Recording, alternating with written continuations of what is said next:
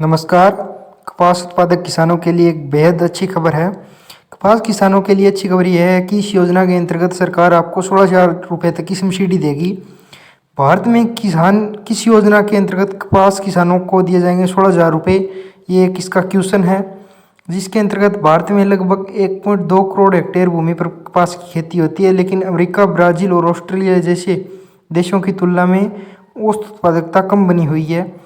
यह देश जैव प्रौद्योगिकी और सटीक कृषि का भरपूर उपयोग कर रहे हैं, जबकि महाराष्ट्र जैसे प्रमुख कपास उत्पादक राज्य, जहाँ 40 लाख हेक्टेयर में इसकी खेती होती है, अभी भी उत्पादकता के मोर्चे पर संघर्ष कर रहे हैं। इसी को देखते हुए वैज्ञानिक, उद्योग जगत और नीति निर्माताओं ने विज्ञान आधारित समाधानों अपनाने पर जोर दिया है। नागपुर में आयोजित ICAR राष्ट्रीय कार्यालय में विशेषज्ञों ने कपास की पैदावार बढ़ाने के लिए हाई डेंसिटी प्लानिंग सिस्टम को अपनाने की आवश्यकता पर बल दिया है। HDPEC तकनीक से किसानों की उपज बढ़ाने का एक तरीका है, जिसके अंतर्गत नागपुर में आयोजित ICAR राष्ट्रीय कार्यालय, ICAR केंद्रीय कपास अनुसंधान संस्थान द्वारा federation of seed industry of India और national seed association of India के सहयोग से आयोजित की गई है।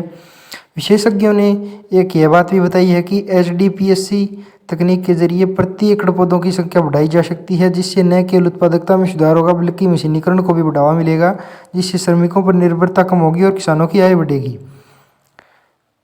HDPEC के लिए 6,000 किसान जुड़ेंगे।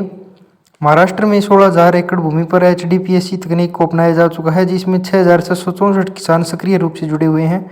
यह पहल सार्वजनिक निजी भागीदार के तहत चलाई जा रही है, जिसमें CICR, 10 निजी बीज कंपनियों और केंद्र सरकार के कृषि एवं कपड़ा मंत्रालय शामिल है।